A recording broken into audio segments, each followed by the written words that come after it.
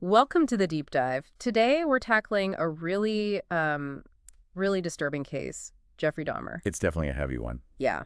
And our goal here for you listening is to sort of move past just the shock value, to really understand the key details of this awful story and maybe what we can learn from it. Right. Trying to get beyond the sensationalism, look at the facts presented in the source material. Exactly. Because what unfolded in Milwaukee back in 1991, it's deeply unsettling. It's a stark reminder that sometimes the most horrific things can be hidden behind a completely normal facade. It is, and it's important to approach this carefully, sticking to the information we have, even when it's grim. Okay, so let's start at the beginning, maybe unpack some of the early signs. Good place to start. Jeffrey Dahmer, born May 21st, 1960 in Ohio. And even when he was young, some disturbing things started cropping up. Yeah, the sources mentioned collecting roadkill by age 10. That's pretty young for that kind of fixation. And then by 14, it wasn't just curiosity, it was fantasies about corpses. A significant and worrying escalation, definitely. Which then led, at 18, to the most terrifying step, his first murder. That progression, from morbid thoughts to fantasy to actual violence, it points to something deeply wrong. The murder of Stephen Hicks, that was the horrifying start. And the details. Hicks was hitchhiking. Dahmer picked him up, invited him home. And then attacked him, bludgeoned him with a dumbbell, according to the reports. But it didn't stop there, did it? That's what's so chilling, the dismemberment, burying the body. And then later digging it up again. To dissolve it in acid. I mean, the effort to completely erase the evidence, even then. It shows a level of calculation, doesn't it? And just a profound lack of, well, any empathy. A chilling foresight in covering his tracks, even with the very first victim. Okay, let's shift forward then. Fast forward to the summer of 91, apartment 213, Oxford Apartments, Milwaukee. Right. This becomes the center of it all. Neighbors start complaining about a terrible smell. Can you imagine being the police officer walking into that? The sources detail what they found, and it's just almost unbelievable. The scene they walked into was, well, it paints a picture of unimaginable horror. The details are graphic, shocking, a total disregard for human life. Absolutely. I mean, 3 human heads just in the refrigerator. And 7 skulls out on display, like some kind of grotesque trophies. Plus a barrel, right, full of acid and human remains. Yes. And the photograph. The photos. Pictures of victims, dismembered, posed. It confirms this wasn't just about killing. There was something else going on. The preservation, the posing. It points to something ritualistic, something much deeper and darker. It really does. It moves beyond just the act of murder into possession, control. That seems to be a core element. The collection, the display, the photos, it all suggests a need to possess and control his victims, even after they were dead. Which brings us right to the big question, doesn't it? Why? What was driving him? That's the million-dollar question, I suppose. The sources consistently point towards a few key things. This overwhelming need for control. Control, obsession. Right, and a profound fear of abandonment. Fear of being left. That seems crucial. It does. Some sources suggest maybe instability in his early life contributed.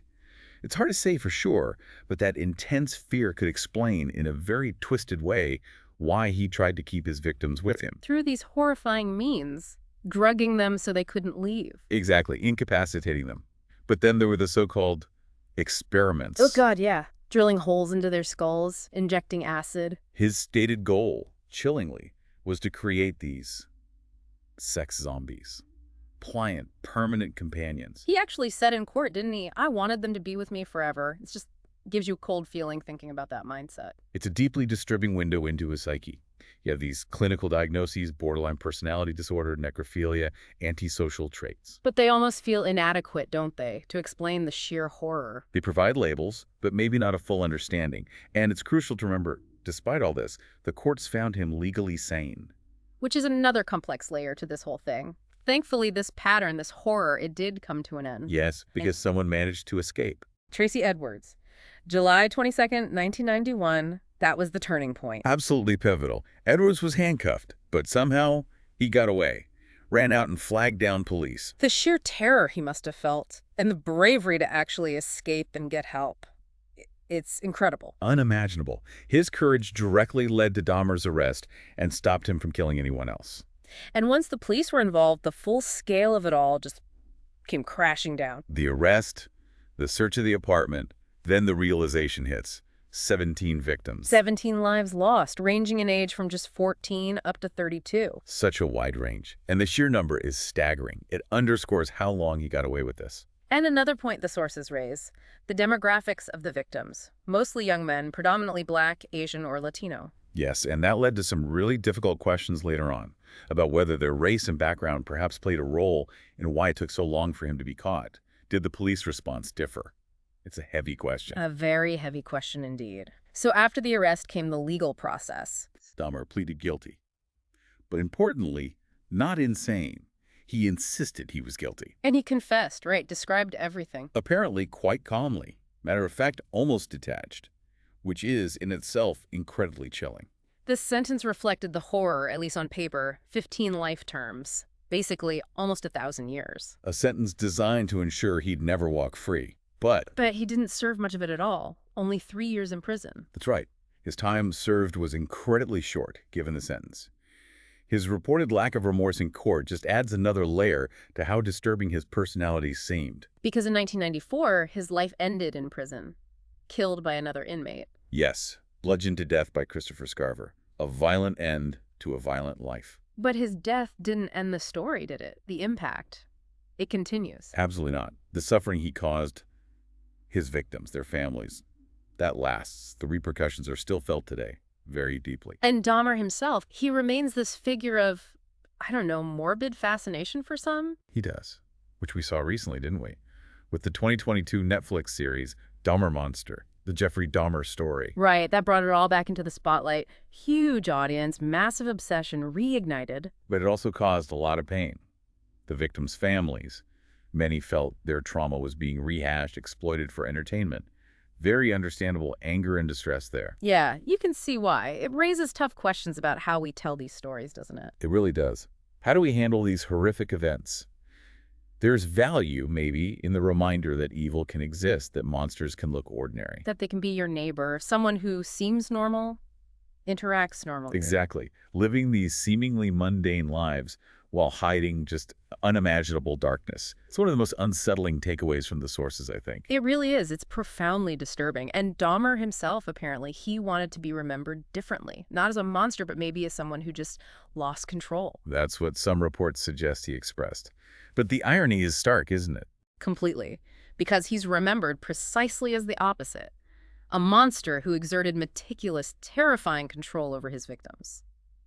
So, having gone through all this, what's the main thing you think people should take away? Well, looking at the bigger picture, Dahmer's case forces you, I think, to confront a really uncomfortable truth.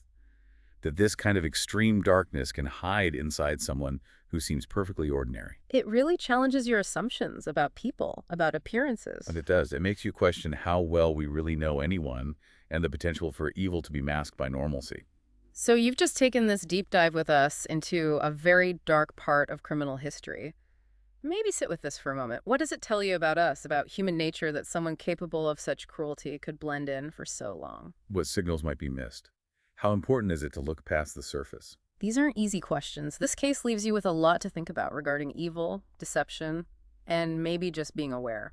Definitely significant questions about vigilance and the complexities of human behavior. Thank you for staying with us through this difficult material. Here on The Deep Dive, we believe exploring even these dark corners helps us understand more. Please take care of yourselves. Be mindful. Reflecting on cases like this, disturbing as they are, can hopefully lead to more awareness. Until our next deep dive.